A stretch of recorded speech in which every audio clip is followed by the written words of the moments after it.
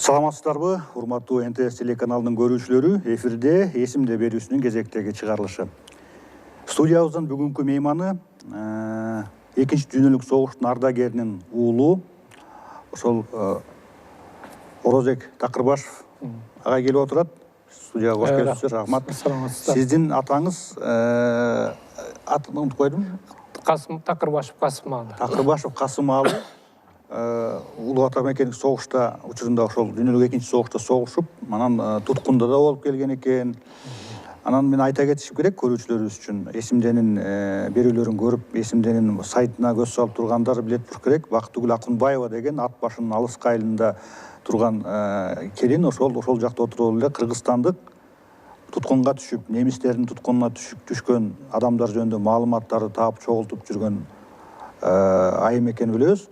Ана Орозек байке ошол Бактыгүл Акунбаеванын бир тууган тайкеси болот.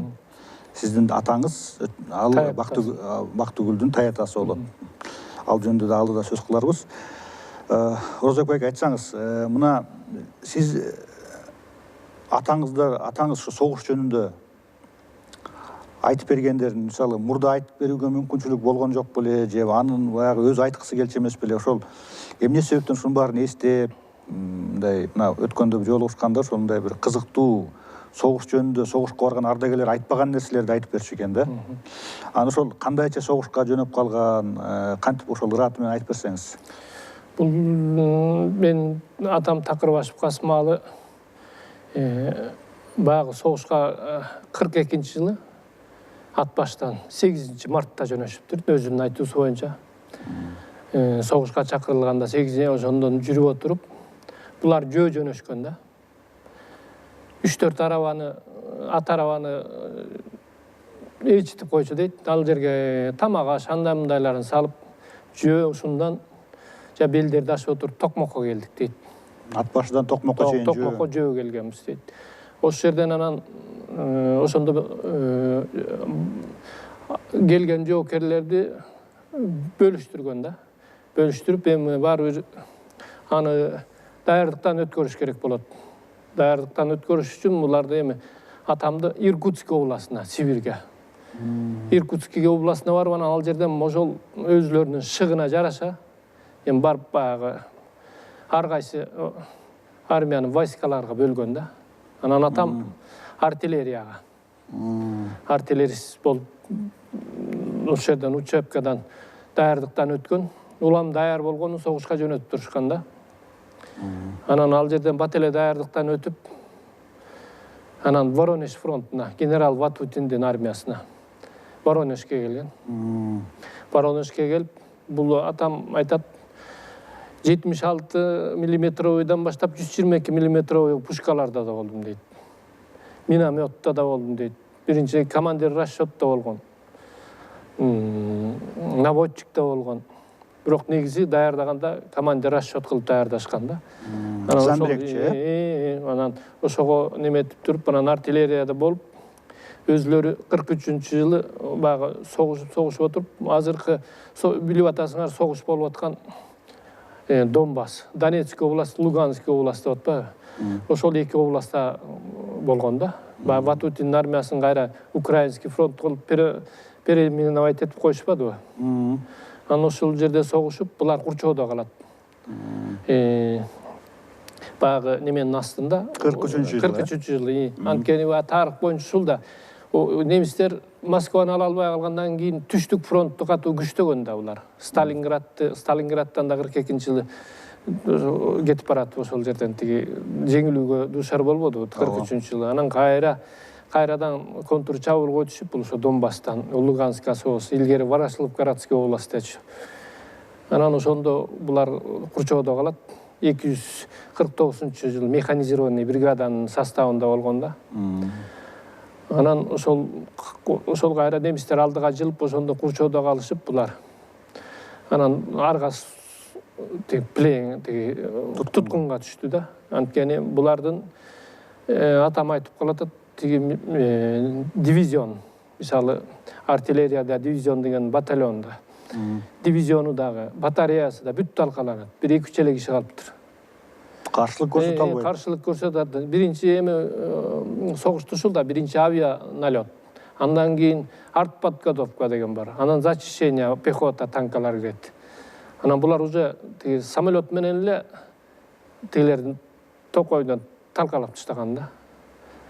Анткени тиги андан башка да ошол жердеги запас боеприпастар бар да, ошолор кошо жарылып жаман кырылдык дейт. Анан бүт бардык жактан эме болуп Кудай сактаган экен да, үчөдөгү иш аман калса. Эми Кудай сактасам сактайт дейт. Мисалы артиллерияда болгондо да биз көсмө-көс көп немете албайбыз дейт. Биз алыстан 16 километрден жана 122 миллиметр теги гаубица менен атып турушкандан мен кандай болгонун билбейм да. Ошо артиллериянын огневой точкаларды поражать этет да булар бириники биричи. Анан ошондо тигилер поражать эткен да бизди талкалап, еще авианалет дагы жасашыпчы. Анан эми баягы ошондон аман калып бир 2-3 анан болгон кишилерге чогулушкан да. Короче, ар кайсы жерден тирүү калгандар чогулуп бир кыштакка. Криповаки деп азыр атамдын тиги ошол жерде мүрзөсү бар экен да. Ошол жерде уже өлүп калган деген немесиндечи. Бир маалыматта ошондо бир маалыматта попал плен деп турат да. Ошол 3-4 мартта колго түштү да. 4 марттын алдында өтө 1 метр кар түшкөн дейт. Ошо эми түштүк болсо да. 43-жылы. 43-жылы. Анан ошол карды жиреп, анан баягы чогулуп пехота ар кайсы жактан кишилер чогулат да. Чогулуп алышып бир топ түзүп, анан жанагы бир кыштакты алууга аракет кылышып алышкан да. Көрсө немистер эч жак курчап алган болот. Анан ал курчап алганда ошондо деле көрдүм дейт атам, баягы немеде курчап алганда ошо пехотанын алдыдагыларды өдүнөт. Кудай тиги сенден ажалың жетпесе ок келип буйтайт дейт, кайыт дейт. Ажалың жетсе кайра кайып келип сага тиет депчи. Ажал Кудай сактачу жерлер ошону сактайт дейт. Ошол вперед эле деп атат дейт, вперед эле деп. Немистер ар кайсы жерден атып аткан кырып сал дейт. Курчоодо калганда курчоодо калган, беркилерге кошуп, пехотага кошулуп неметишкен. Кан кадимки дагы согушкан экен га, анан ошо курчоодо калып дагы согушуп, айласы кетип, бир кыштакты алышып түнүшүндө. Кайра кыштакка эртеси уже немистер нарядда тургам дейт, часовой болуп, бир орус экөөбүз деп. Анан келсек эле эки немиз пайда болду дейт, уже разведчиктерчи. Анан аткыласак тийбей калды дейт. Саман үйүлгөн чөптү айланып кетипчи. Анан Украинада Луганский областта. Анан ушунчалык баягы неме күн карамалар, жүгөрүлөр өтө бийик өсөт дейт. Мына токойдой болуп. Ошо күн караманы аралап күрүлөп эле келет. Карасак танк немистер жайнайт. Атышып туруп, чегинип тиги там бир жаман тамдын ичине киргенде эле чыканагым тыс деп ысып калды дейт. Ок тийиптир. Анан бир колум көтөрүлбөй калды дейт. Демени ата албай. Анан келгенде эле кайрасам жайнаган немис дейт. Бүт плен толтура. Пленди дайдап немелер өтүп атат. Эми кой чыгайын деп анан чыгыптыр. Багындын. Чыкканда немистер ал кезде бирдеме деп сурады дейт. Сурап туруп, атам чыккан тамга гранат ыргытып, анан неме кылып, плендерге кошуп, ал жерден колум болсо Украин кемпирлер таңып бер дейт. Ошентип пленге түшүп, анан буларды азыркы неме боюнча дагы турат. Житомир областы Киевдин батыш жагында 100 километр. Житомирге апарып, ошол жерде шталак 258 деген немеси боюнча. Штала ошол жерге алып келишип неме кылышкан да. Кармашкан. Кармашып анан биздики неме болуп атканда уже кайра Советтик армия кайрадан сүрө баштады да. Сүрө баштаганда буларды немеге чейин Францияга чейин алып барышыптыр жүктөп иштетип. Туткундарды. Анан кайра ошол жактан бирдемеден да бирдеме болуп, кайра буларды кайра чыгышка алып келишкен атамдар. Чыгышты көрсө кайра Украинага чукулдап алып келгенде кезде анан биздин жана освободительный армия багы ошо чукулдагандан булар качышкан да. Бир жолу качып чыгышкан ошол, бирок немеден Житомирден качышыптыр. kaçkanda oruslar ele ошо жанында бирөө үчөө качып, үчөө бир качкан экен. Баягы зымды көтөрүшүпчү. Качып анан аябай алсыз болуп калганбыз дейт. Таң аткыча жол жүрүп, анан бир саман скирданын түбүнө жатып, берте менен мынтип карасам эле аябай алыс болуп дейт, даже көрүнүп турат. Анан кайра неме кылды дейт. Тартып түшүрүпчү. Анан түн ичинде жол жүрөбүз дейт. Күндүз жатабыз дейт. Анан ошол самандын түбүндө тыпындары да анча-мынча арпа бугдайдын немелери бар да. Даны калат. Дандары калат. Ошону үйлөп, сапырып, ошондон жеп отурушуп, анан түн ичинде бир 2-3 күн, 3-4 күн ушинтип өйдөн өгөздөй качып жүрүп отурушуп, бир күнү неметсек, ошонун ичинде бирөө чыккынча экен. Ал немени Кошо качып чыккандар. Кошо чыккандардын үчөөнүн бирөө. Анан ал кыштакка кирген дейт. Кыштактан бирден алалы деп. Болот тиги кирсе болот дейт, бизди кармап берди дейт сразу. Ошодон кайра баягы немесине Кайра кармап, баягы атып салбаптыр да. Атып салбай ошо камап неме кылды дейт, болушунча баягы ыдык көрсөттү да. Ошол немистердин туткунунда, фашисттердин туткунунда болгондо, ошол жактагы кандай шарттама? Дээрлик 1 жылдай туткунда болгонду лагерде ар кайсы. Туткундарга мамиле кандай болгон? Аларды мындай вербовка деп коет го. Баягы кандай өздөрүнүн катарына кошуп, Түркистан легиону, Власовдун аскери болобу, ошол жакка алууга аракеттер болуп турбу. Аракеттер болуп тур. Кандайча ошондон жасашкан экен? Кантип сөзгө тартып, кандайча? Аларда мисалы немистерге кызмат кылган өзүнчө турецкий легион бар, андан мындай дегенде. Мисалы түрк элдерин турецкий легионго тартышкан. Түркистан легиону. Анан Түркистан легионуна тартып, ал келип ошол ал жерде деле баягы неме кылышкан да, вербовка кылышкан. Анан кээ бирөө болгон эмес, болбогондорду жанагынтип айдап, болгондорду ошол жерден баягы сүйлөшүп антип мынтип эле кетишкен дейт. Сүйлөшүп, ошол жерде кадимки эле немистердин тиги чиндерин алышып, офицер болушуп, жана вербовка кылып неметкендерчи. Анан тиги мынтип, муну мынтип деп баягы тартып көрүшүп, антип мынтишкен экен да, аракеттер болгондо, болбой койгондор анан жанагынтип кыйнап, тиги жерге алып барып, бияка алып барып неме кылышкан да.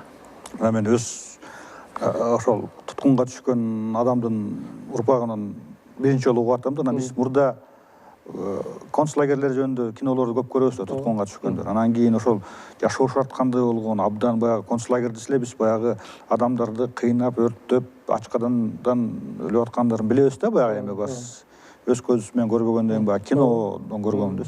Ошол жашоо шарт кандай болгон, ошол эле тамак аш кандай болгон, ошолорду айтып берчү эле атаңыз.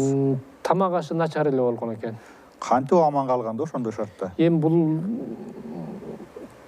буреки мен тиги жана архивтерди буларды карап отурсам, ошо мисалы Житомирда күнүнө 250 грамм тиги нан, 4-5 грамм май, ушундай немеси бар экен да. Нормасы. Бирок баары эми аябай бул жетишсиз да адамдын немеси үчүн. Бирок иштетишкен, андан мындай кылган.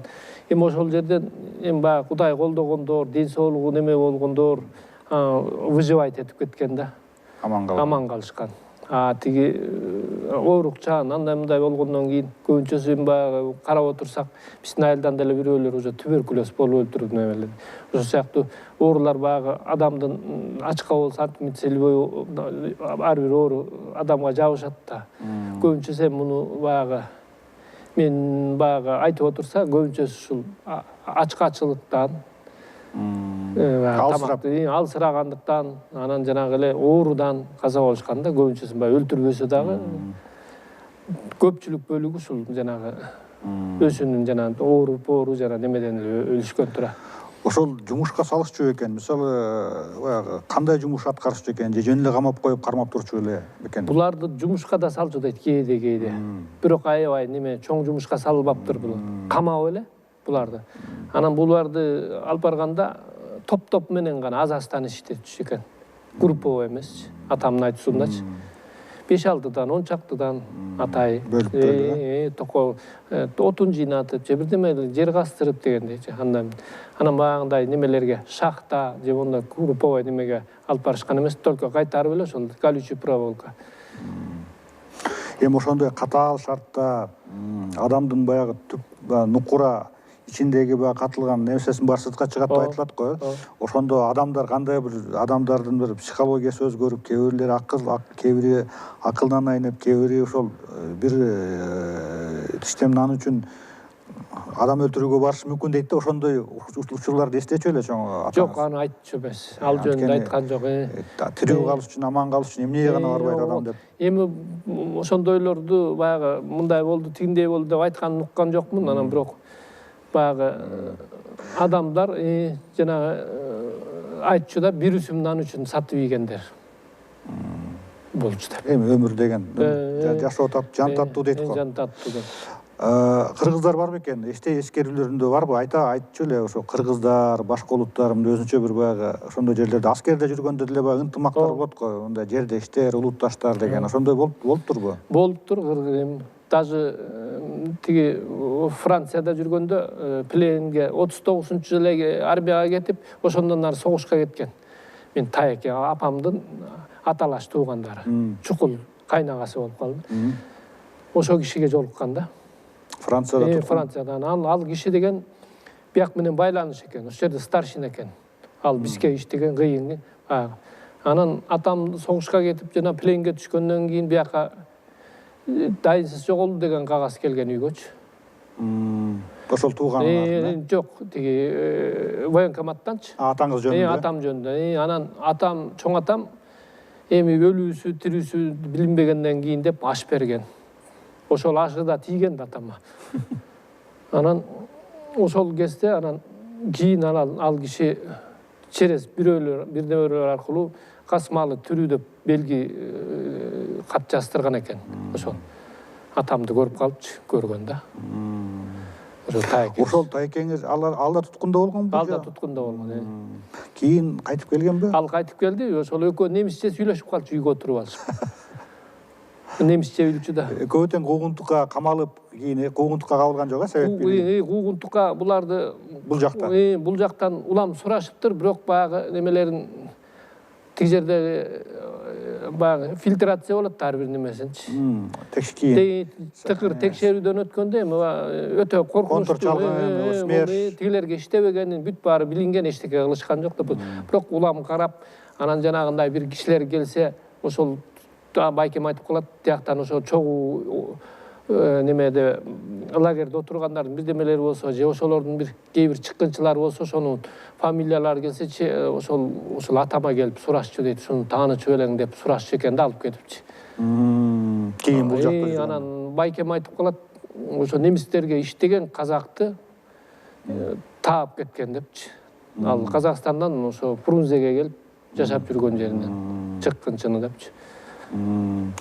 Ошол мына туткунга түшкөндө, ошол жакта лагерде жүргөндө атаңыз ойлончу экен, анткени көрүп билип калды ал эле. Туткунга Сталиндин приказы бар 227-чи, Нишагун азат деген. Туткунга түштүң, болду, сен душмансың, чыккынчысың деп таанылган да ошол приказга буйрук кылайык. Эгерде кийин кайтып келсем, баары бир мени камайт, соттойт, атып жиберет чыккынчы деп ойлоптурбу? Ошол жакта батышта калып калуу жөнүндө ойлоптурбу атаңыз? Анын жанагы жанындагы жолдоштору болобу, сөз болуптурбу деги? Атам мындай деп айтат, ойлоптур андайларды. Жанагы вербовка кылгандар ушундай, барсаңар баары бир неметтен дегендер кетти дейт.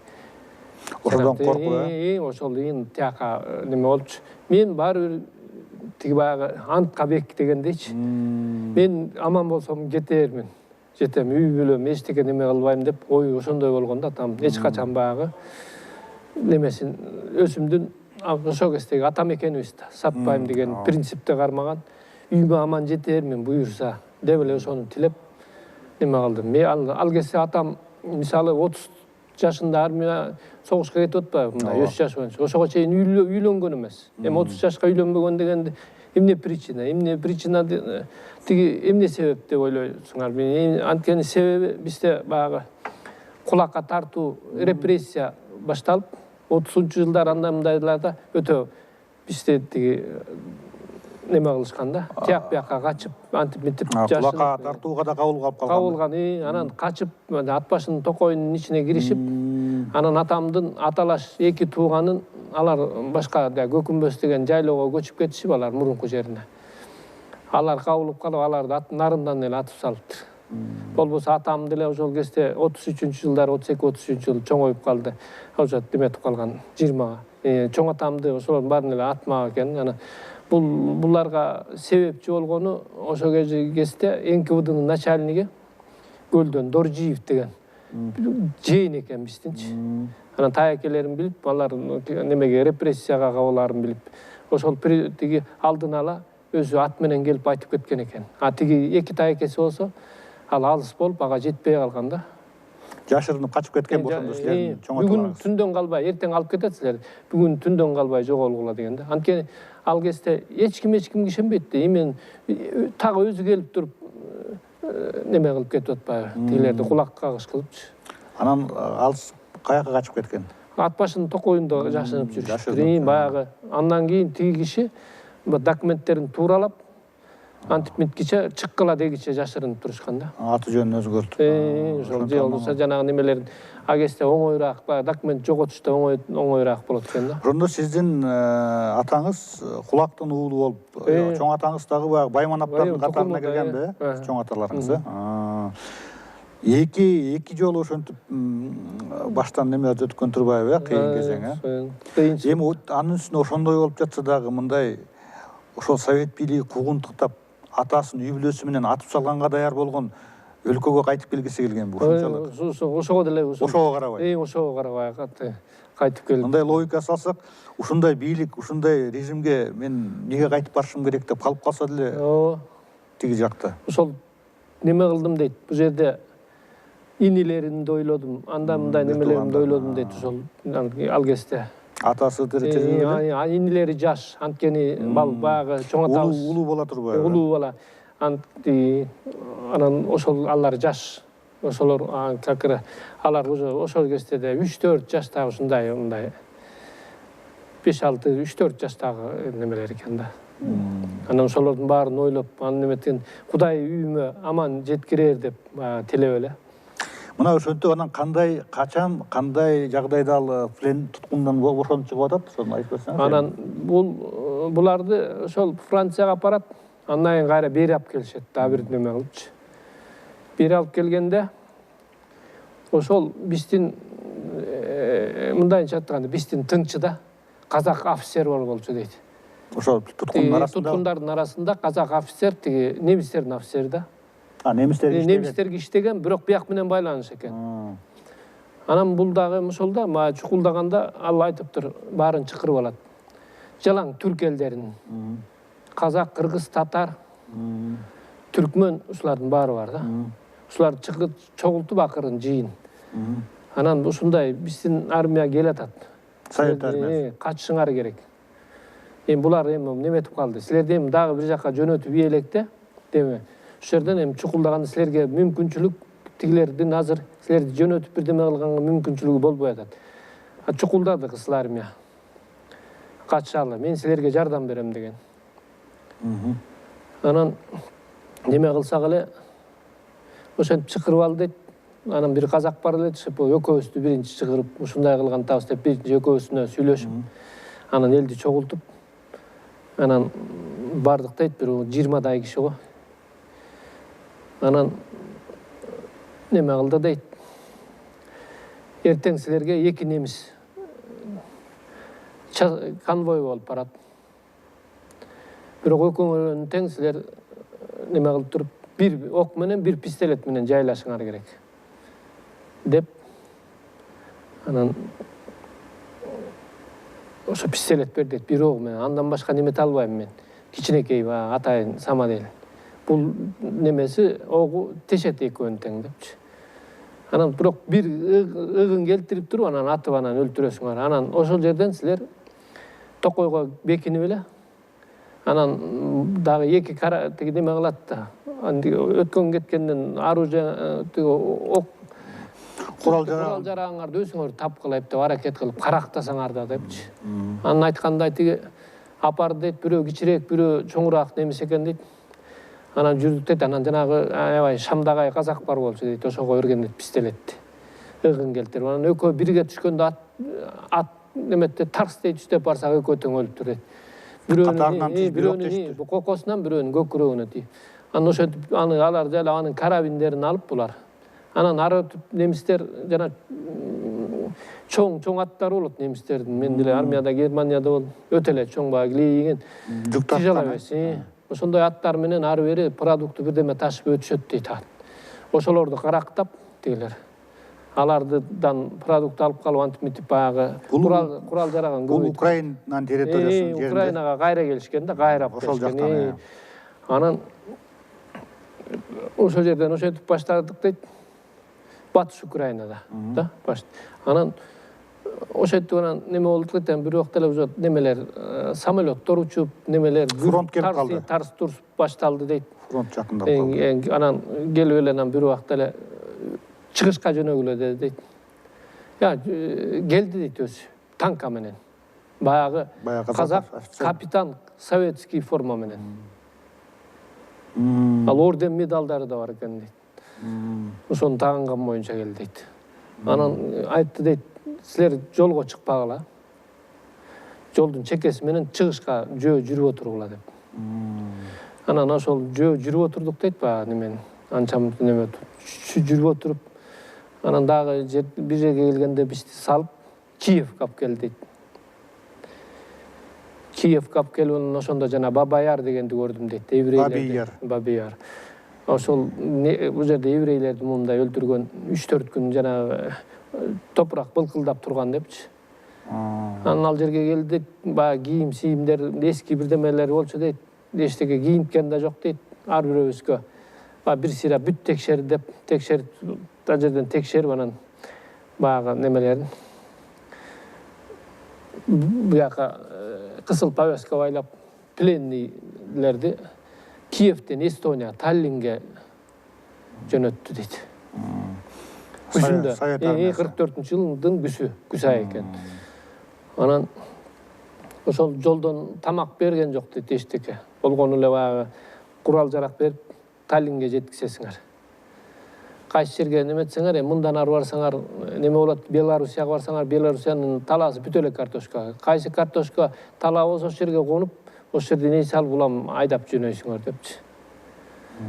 Ошентип айдап отурушуп анан Таллинге жеткизиптир. Анан ал жерден да ошо фильтрация андай мындай кылып туруп анан кайра армия тиги согушка айдап. Анан ошол украинский фронтто тиги Коневдин немесинде деп калчу. Будапештти штурмалаганда Дунайдын жээгинде самолет, немистин самолеттору бомбалап кирди дейт. Анан ошондо бетинен жарадар болуп. Ошол комиссованын ошол жерден анын кайра мен тиги неме болгуча бүткүчө эле неме болуп кетти дейт. Согуш бүтүп. Согуш бүткөндөн 1-2 жыл тиги Ленинградда иштешиптир булар. Восстановленияда. Анан 46-47 жылдары келди да үйгө. Фильтрацияны тез эле айтып өтүңүз. Фильтрация кылганда мына советтик аскердин кайта кайтып келишти да туткундан. Фильтрация кылганда кантип текшеришти алар? Сен баягы кээ бирлерин туткундан бошонуп чыкса дагы камап соттоп атып жиберген, onu лагерге айдап жиберген кайта эле ошол совет эме бийлиги. Аларды кантип текшерген экен ошондо? Буларды жанагы мындай кылган экен да. Булардын документтери бар да. Илгери сүрөтү жок. Бирөөнүн ордуна бирөө деле келип атпайбы? Сүрөтү жок, бирок текшерген да. Анан баягы лагердин немелерин алса керек булар, учетун. Анан тиги жердеги ошол жердеги балким картотекасы бар. Картотекасын бүт текшерип антип мынтип анан особый отдел бар эмеспи? Асабис. Ошолор бүт текшерип анан эгер бул коркунучу болбосо, анан дагы очный ставкада кылып ушунтса керек. Айтып калчу, очный ставкада кылчу дейт. Мисалы сенин таагындар Мовреке кандай киши эле дегендейчи. Мисалы чогуу жүргөндөрдүчү. Бул тиги бизге коркунучтуу беле же чыккынчы беле дегендейчи. Ушуларды. Анан ошолордун баарынан ошо таза өтсө керек деп ойлойм да, ошол баягы немесин. Анан андан кийин деле ошо көп кыйнаган жок. только баягы немеде гана КГБга чакыртып баягы тияктагы немелер табылганда көбүнчөсүн муну тааныйсыңбы, тигини тааныйсыңбы? Ал кийин согуштан кийин бул жакта Кыргызстанда жашап атканда КГБ чакырып турчу экен, улам. Улам чакырып.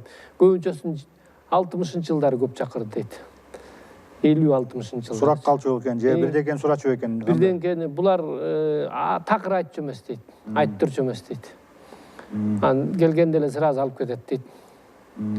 Анан ал айтканда да илгери неме кылган эмес да булар эми баягы. Эми коркутчу да, мындайча айткачы. Өзү коркпосо да үй бүлөсү үчүн адам тырышса. Эми анда мисалы 50-60 жылдар согуш бүттү, жашап атат, ат башында. Анан ошол КГБдан чакырып, анан эмне текшереби, сен да ишенбей турчу экен азыркы. Сен бул тыңчы, эми фашисттик Германия, фашисттик режим жок болсо, бул кимдин тыңчысы болмок эми?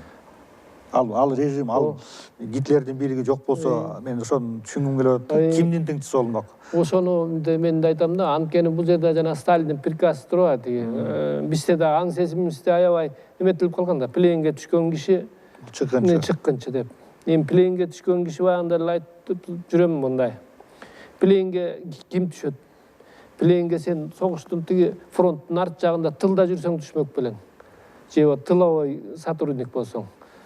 Эң биринчи передовойда тургандар аргасынан түшөт. Эми бир киши эмес, муну полный армияда түшкөн да. Айла жок түшкөн да. Жана мисалы адам согушка айтып атайын десем колумда дарман жок, колум шишип чыкты депчи. Өзүм атайын. Ошол колум шишип чыкты дейт. Ошондо эми аларды деле ошол кезде силер пленге түшпөшүңөр керек, пленге түшсөңөр деп эми политруктар андай мындайлар бүт эле булардын мээсине уюткан да. Ооба. Бирок ошентсе дагы адам баягы жан таттуу. Анан баягы эми кандай десем, атамдын өзүнүн токтоо мүнөзү эчтеке. Бардыгын тиги ушундай тиги туура кабыл алып ошол кездерди. Неметкен үчүн эле аман неметти да. Тигиндей жини тиги туура эмес кадамдарга барган жок да. Ал демек согуш бүтүп толук кандуу согуш ардагери орден медалдар менен келип эч кандай баягы укугунан чектелген эмес. Чектелген эмес. Көпчүлүк тууган кошуна билчү эле туткунда болуп келген. Билчү. Анткени эч ага эле тигилер эч ага элдер айтылган да. Тиги аш берилип калган деп атпайт белеңиз, дайынсы жок болгондо. Эч ага элдер билчү. Анан баягы бизде эми коммунисттик идея ушундай болчу да, бизде жанагы туткунга түшпөйт же бизде мындай болбойт дейм. Ал адам 5 кол тең эмес, 5 кол тең деген мааниде эмес белем илгери биздечи. Эми ошол сыяктуу баягы саясий жана көз караштар менен да айтылып жүрдү да. Мен баарыбыз деле пионер комсомол бүт болдук да. Биз анан идеяга өтө берилчү эмес беле биздин тустачы. Анан ошол согушта мына ошол идеология деп калдыбарсызбы? Согушка барган, аскерге ошо фронтко чакырылганда эми бардыгы эле орус тилин биле бербейт, туурабы? Сиздин атаңыз деле орус көргөн жок да ат башындагы. Ошодон кыйналып, анан кийин ошол орус тилин билбеген башка мисалы түрк элдери болобу, башка элдер болобу, мында аларга бир кыйналчу экен, аларга бир өзгөчө мындай кемсинтүү мамиле болгон бекен, ошол жөнүндө айтчу эмес беле? Айтып калчу, мисалы атам барганда өзү зиректүү адам болчу да, бир нерсени бат кабыл алып эми ар кандай болот да. Иркутскке барганда эле орусчаны үйрөнүп алдым дейт. Ошон үчүн фронтко бат жөнөдүм дейт. Жанагындай немелерге, артиллерияга, ага да эсеп кысапты билген киши керек экен. Анан ошого кеттим дейт. Ошого эми баягы орусча билбей канчалык неме кылса деле неме кылбагандар болду дейт. Үйрөнбөй. Иркутскиден эле өлүп калгандар болду дейт. Ич өтүп антип митип аба жакпайчы. Анан биз эми тиякта биздин шартыбыз башка жерде болуп атса, жаш балдар барат дейт. Эми илгери сүрөтү болбогондон кийин эми ушул кезде айтып коеюн да. Жашы жете элек балдар деле кетчү дейт. Бирөөнүн ордуна бирөөнү кетирбейчү дейт. Андайлар аябай эле көп болду. Бирөө чоңураак бирөөнүн балдар жашырып жашырып анан тигинин ордуна мисалы тигин эле тиги 16-17 balаны деле кетирип өтө жаш. Ошондойлор деле толтура Кыргызстанда болуп. Ошондо деле жанагы немесин тапкан митаамдар, амалын тапкандар коммунисттик партиянын немесине кирип алып баягы мындайча айтканда Бакановбуз деп ошол сыяктуу немелер калып анан жанагындайларды жиберип ушундайлар болуптур. Ошол жанагы жашы жетилек жатып аскерге кеткендерди кийин угуп жүрдүк. Аларды мындай идеологиялык себептерден өзүнө атайын жаш кошуп алып, 2-3 жаш кошуп алып атайын өзү ыктыярчы доброволец болуп кеткен деп жүрбөдү эле. Балким алардын арасында ошентип мажбурланып. Кээ бирөө баягы идеология берилгендер да болгондур. Идеология берилбеген эле балдарды мисалы айтып калчу да, ушундайлар ордуна кетти деп. Мен өзүмдүн эне атам айтканын айтып атам да. Ооба. Анан атам айтып калчу, ошол ушунчалык жаш баргандыктан дейт, жана бомба түшүп, тарсагүз болуп, бомба андан кийин артиллерийский подготовка кылып неметкенден кийин ошол окоптон жүрөгү түшүп өлүп калгандарды көрдүм дейт, жүрөгү түшүп. Эчтеке кылбай, коркуп. Бул баягы даяр эмес да. Даяр эмес, ошо жаш, эчтекени көрбөгөн. Ушундайлар. Ошол кезде жаңы барганда жана пехоталарга ошо мындайча айтканда мынтык деле жетишкен эмес дейт.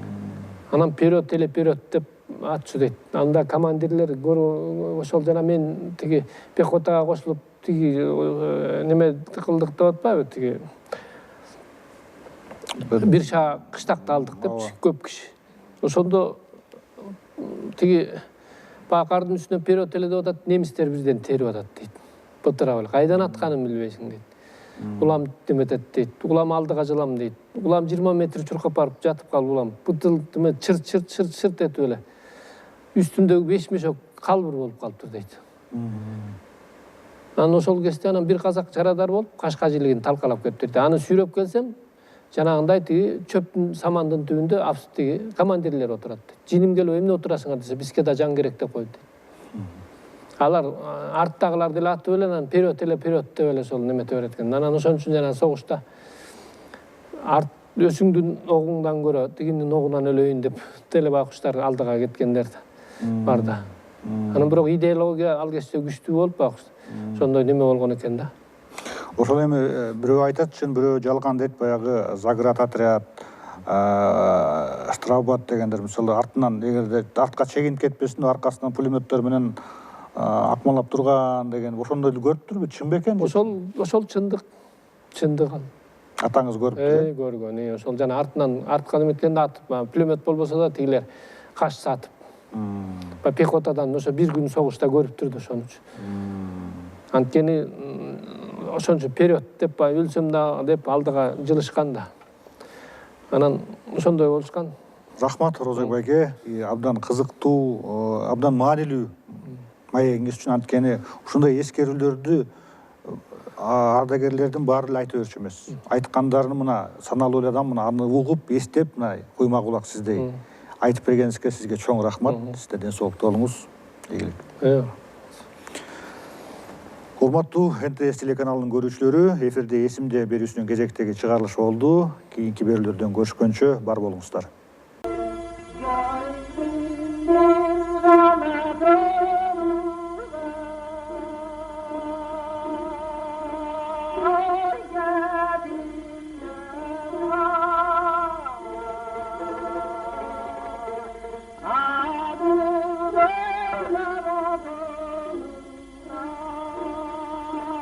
Ah